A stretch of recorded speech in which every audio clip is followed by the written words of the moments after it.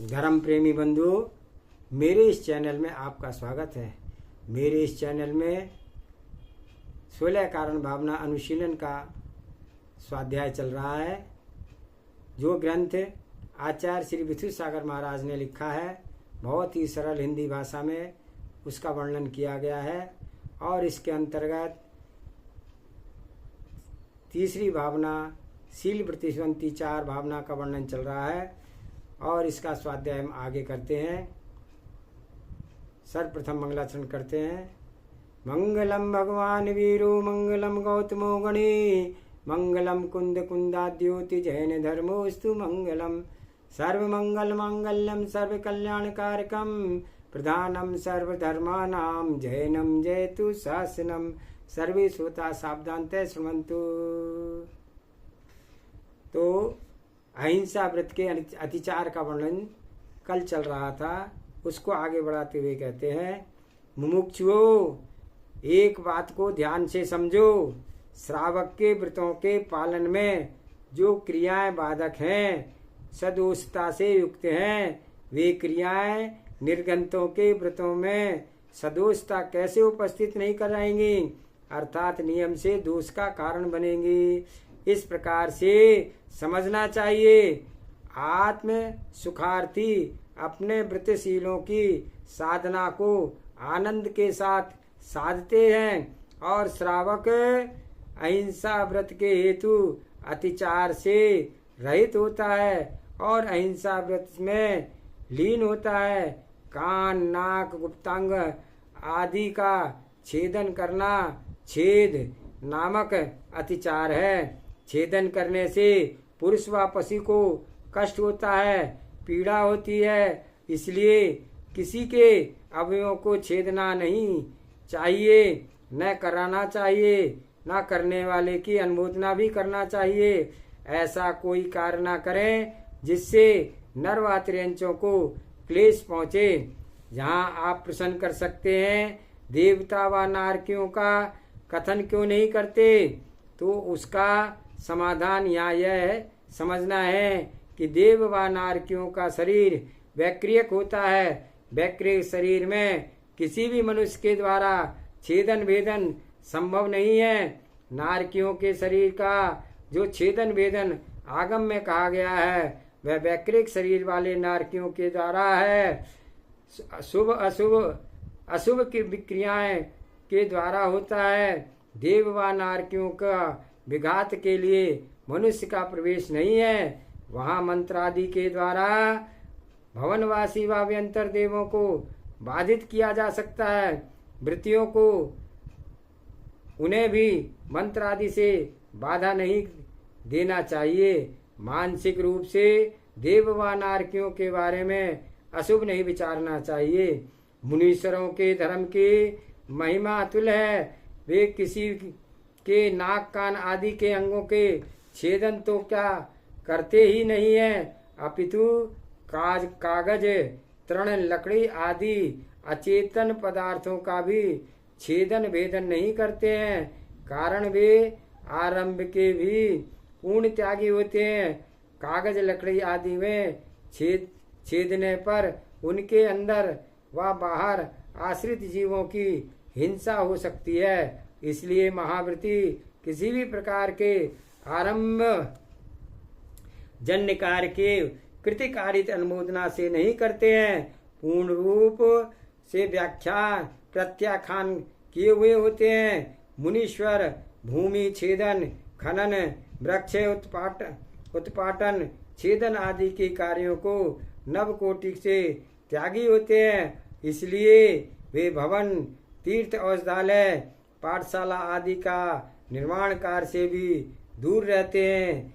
ये सभी कार्य श्रावकों के आश्रित क्रियाएं हैं। यदि कोई यह कहे कि सवाद्य लेस होने पर पुण्य अधिक मिलता है, तो यह सूत्र श्रावकों के लिए है। भीतरागी निर्गंत मुनीश्वरों को तो पुण्य व पाप दोनों ही कर्मों के क्षय करने के लिए पुरुषार्थरत हैं। वे पुण्य की कामना करके व्यर्थ में संसार भ्रमण को क्यों स्वीकारेंगे? उनका लक्ष्य तो निर्वाण है, मोक्ष मात्र है। फिर निर्वाण कार्य पुण्य कार्य से लिप्त होकर के व्यर्थ में ही अपना संसार क्यों बढ़ाएंगे। हाँ, यह अवश्य जानने योग्य है कि मुनिराज के रत्नत्रय की आराधना के काल में जो शुभ उपयोग के भाव होते हैं उससे उन्हें उत्कृष्ट पुण्य का आश्रय बंद होता है। फिर भी पुण्य भोग की कामना नहीं रखते हैं। उन्हें बोध है यह बात का कि पुण्य भोग सामग्री प्राप्त होती है। भोग योग शरीर इंद्रिय बल की प्राप्ति होती है। भोग इच्छा भोग वृत्ति से पापाश्रव होता है और उसके संसार में घोर नरक आदि के दुखों को भोगना पड़ता है। ऐसा कौन सा समझदार मुनि होगा जो मुक्ति के सुख को छोड़ करके इंद्रिय सुखाभासों में लिप्त होकर के नरक के दुखों को भोगने को तैयार हो। इसलिए निर्गंत मुनीश्वर किंचित भी सवाध्य क्रिया को नहीं करते हैं। महाव्रतों में संपूर्ण सवाध्य त्याग होता है। श्रावक धर्म और मुनि धर्म भिन्न भिन्न है। अतः उन श्रमों को आग्रह पूर्वक कहना कि भ्रष्टोचित क्रियाओं में आप लिप्त ना हो। पुण्य का लोभ देख करके समाज में सत्य का अभाव ना करें। आपका धर्म तो व्यवहार से मूलोत्तर गुणों से पालन में है, निश्चय से आत्मनिर्मलता में है। पूर्व पूर्ण उदय से आगम का विपर्यास ना करें। सुधी श्रोताओं, भूतार्थ मार्ग को समझो। भवन आदि का निर्माण में भूमि वृक्ष आदि का छेदन भेदन संभव है। इसलिए मुनीश्वर निर्माण कार्य में भी उल्लसित होते हैं, अन्य मार्गों में मौन रखते हैं। यदि श्रावक मंदिर तीर्थ निर्माण करते हैं तो उनका विरोध भी नहीं करते हैं। व्यवहार तीर्थ नहीं होंगे तो निश्चय तीर्थ भी नहीं होंगे। इसलिए व्यवहार तीर्थ का भी अनिवार्यता है। पर श्रावक का कर्तव्य श्रावक पाले, मुनि का कर्तव्य मुनि पाले। एक दूसरे का निषेध ना करें, ना उनका पालन ही करें। श्रावक होकर के मुनि धर्म का पालन करेगा तो श्रावक धर्म का नाश हो जाएगा, और मुनि होकर के श्रावक का पालन करता है तो मुनि धर्म घातक हो जाएगा। जैसा आर्ष कथन है वैसा ही धर्म पालना चाहिए। शंकर दोष से रहित होकर के स्वधर्म का पालन ही श्रेयो मार्ग है, सिद्धि का साधन है। अन्य नहीं, अन्यथा नहीं। अति भार रोपण, उचित भार से अधिक भार लादना अति भार रोपण है, अतिचार है। सम्यक दृष्टि अंदर अनुकंपा नाम का गुण है, और अपने सुख के हेतु अन्य को कष्ट में डालना अधर्म मानता है। तत्व जिज्ञासुओं, स्वयं में निर्णय करो। स्वार्थ से कितनी बुरी स्थिति है कि जीवों के प्रति करुणा विलीन हो जाती है। मात्र पर जीवों के प्रति ही नहीं अपितु स्वयं के प्रति भी पर जीवों को कष्ट देने से स्वयं कर्मबंध को प्राप्त करके क्या आप कष्ट नहीं पाओगे, अपितु अवश्य पाएंगे। धिक्कार हो। मोह दशा अज्ञान दशा को स्वयं को जीव बुद्धि पूर्वक कष्ट में डाल करके प्रसन्न होता है। अपनी पीड़ा जैसी पर की पीड़ा जानो मानव हो तो मानवता खोकर तो ना व्यापार करो, ना भृत्य करो, न साधना करो। स्वयं पर सामर्थ्य देख करके ही कार्य करना चाहिए। सामर्थ्य से अधिक करने से संक्लेशता होती है, जो पुण्य कर्म आयु कर्म को नाश कर देती है। समय से पूर्व बूढ़ा करके मृत्यु को प्रदान करा देती है। जैसे गाय को स्वच्छ पानी पिलाने, घास खिलाने को मधुर दुग्ध की वृद्धि होती है, सरस फल युक्त वृक्षों में पानी खाद डालने से मधुर रस की वृद्धि होती है, उसी प्रकार से करुणा दया अनुकंपा से अहिंसावान को पुण्य कृतियों का मधुर रस मिलता है और महापुण्य फल तीर्थंकरत्व है। अहिंसा व्रत के अतिचारों में अति भार रोपण नाम का अतिचार को भी टालना चाहिए। बैल, हाथी, घोड़े, भैंसे, गधे, ऊंट आदि भार वहन कर्म वाले जीव त्रियंचे पर करुणा बुद्धि से उनकी सामर्थ्य देखकर ही वजन रखना चाहिए। लोभी चालाक मुद्रा के रूप में अधिक भार लाद लेता है, परंतु आप तो करुणाशील बुद्धिमान हो। जहाँ तक कि कुली ठिलिया रिक्शे वालों के प्रति भी दया दृष्टि रखो। पंच कल्याणक प्रतिष्ठा महोत्सव में गजरत के अवसर पर आयोजकों के ख्याति प्रतिष्ठा के राग में अहिंसा की प्रतिष्ठा नष्ट नहीं करना चाहिए। मौसम के अनुकूल हाथियों का आवास स्थल हो, उन्हें उचित भोजन दिया जाए। बोली लगाने वाले मूक जानवर का भी ध्यान रखें। पैसे से अहिंसा नहीं खरीदी जा सकती है, वह तो स्वयं के हृदय में होती है। एक ने बोली ली गजरत पर बैठने की, पर रथ में करुणा विहीन धनपति बच्चों को, भैया को, रिश्तेदारों को, कुटुंबी परिवार को बैठा लेना चाहते हैं। करुणावान कोई अध्यक्ष महामंत्री बना करे तो प्रतिष्ठाचार के विसंवाद करने लगते हैं। फिर चाहे रथ टूटे या हाथी पागल हो जाए, चाहे मूक कुंजर के प्राण चूक कर जाए, अहिंसाकारी जीव को इस विषय में विवेक नहीं रहता है। अहंकारी जीव को इस विषय में विवेक नहीं रहता है।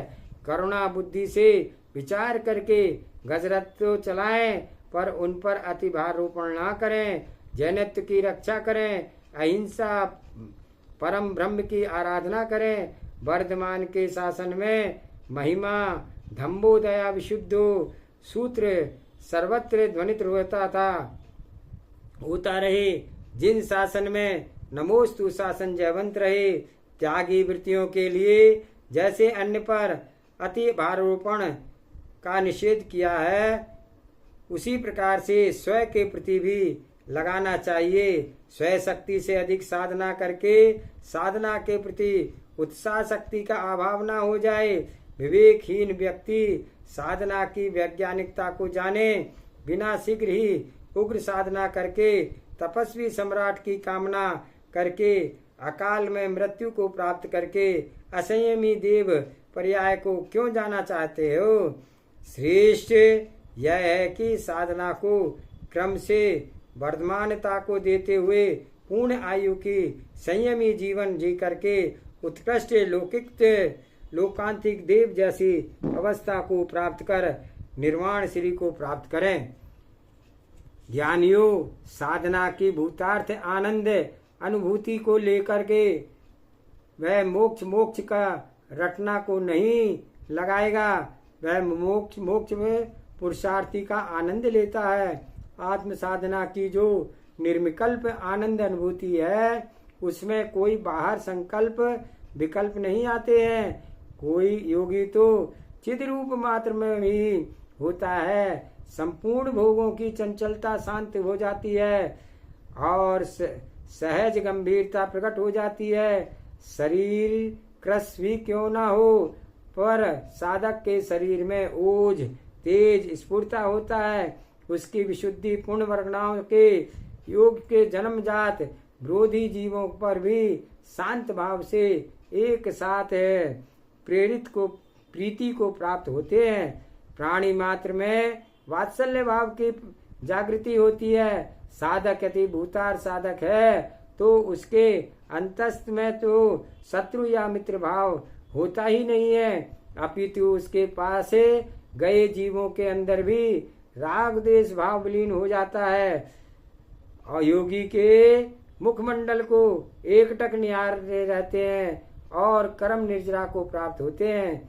चाहे चूल्हे के नीचे अग्नि के ऊपर पात्र है, अग्नि निज स्वभाव से उत्पाद व गौरव रूप से परिणमन कर रही है, फिर भी पात्र के अंदर पाक पक रहा है। अग्नि उदासीन निमित्त अवश्य है, उसी प्रकार से साधु जन की संगति है तो वे स्व उत्पाद वह ग्रव्य परिणति है, स्व साधना में मग्न है, फिर भी पाक स्थानीय अन्य धर्मात्मा जीवों के अंदर विशुद्धि भावों की वृद्धि होती है और कर्मों की निर्जरा होती है। अहो आश्चर्य, ऐसा श्रेष्ठ स्थान भी पर कुधीजन कर्म बंध को प्राप्त होते हैं। क्या कारण?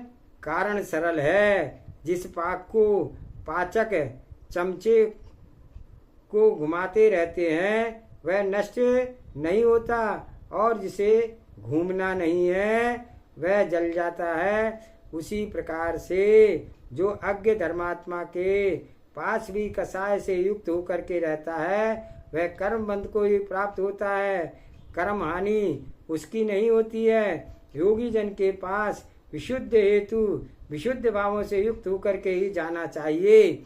मुमुक्ष जनों को पर के लिए भी व्रत तप साधना को यदि प्रेरित करें तो उसकी शरीर क्षमता अवस्था परिणामों की विशुद्धि पुण्य प्रकृति देखना चाहिए। पुण्यवान जीव बड़े बड़े व्रतों को निर्दोष रीति से पालता है, क्षीण पुण्यवान पुरुष लौकिक कार्यों में सरलता प्राप्त नहीं कर पाता है। उसी प्रकार से परमार्थ कार्यों में भी उसकी उत्तीर्णता प्राप्त नहीं हो पाती है। साधन के क्षेत्र में प्रतिपल अपने व्रतों में दोष लगाते रहते हैं, बलात् करते हैं और कलुषिता होती है। सामान्य लोगों को बलात् प्रेरित करके व्रत न दिए जाएं, अनाचार से उनकी रक्षा की जाए, अति भार रोपण त्याग का ना हो, स्व पर परिणामों में विशुद्धि का स्रोत अनवर्त बना रहे, इस प्रकार साधना आराधना करें व कराएं। चारित्र व्रत का पालन स्वयं वैराग का स्वभाव भाव होता है, अन्य से स्वयं का पालन नहीं होता है। बलात् व्रत प्रदान करना अति भार रोपण है। साधक व श्रावक को स्व आत्म विशुद्धि से को देख करके आराधना करना चाहिए। साधक को साधना से पूर्व यह निर्णय अच्छी तरह से लेना चाहिए कि मुझे साधना के लिए ही साधना करना है या आत्मशुद्धि के लिए। आत्मशुद्धि के लिए यदि साधना करने का लक्ष्य है तो विशुद्धि की रक्षा सर्वप्रथम करना चाहिए। विशुद्धि के अभाव में आत्मसिद्धि नहीं हो सकती है, इसलिए विशुद्धि की रक्षा करनी चाहिए।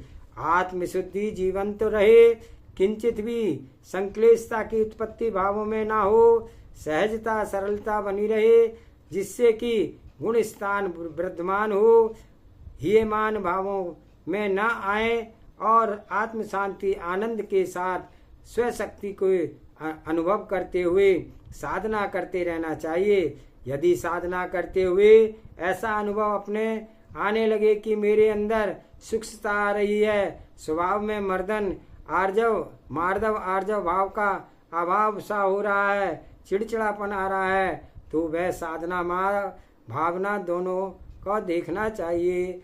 भावना प्रशस्त रहे, लोक के असामान्य ना हो जाए, धर्मात्मा जीव के मध्य रह सको। यदि उनसे ही भिन्न रहने का भाव आ रहा है, कुछ भी अच्छा नहीं लग रहा है, यहाँ तक कि साधना से सही रुचि प्राप्त होने लगी, ऐसी साधना समय शीघ्र ही स्वयं को संभालना चाहिए और अन्यथा अपने सामान्य जीवन के भी हाथ धोने पड़ सकते हैं। आज के स्वाध्याय में इतना ही। जा वाणी के ज्ञान से सूझे लोकालोक, सो वाणी मस्तक नमो सदा देत हूँ धोख। हे जिन वाणी भारती सोई जपो दिन रैन, जो तेरी शरणागे सो पावे सुख चैन। देव भजो अरिहंत को गुरु सेवा निर्ग्रंथ, दया धर्म पालो सदा यही मोक्ष का पंथ। 9 बार नमोकार मंत्र।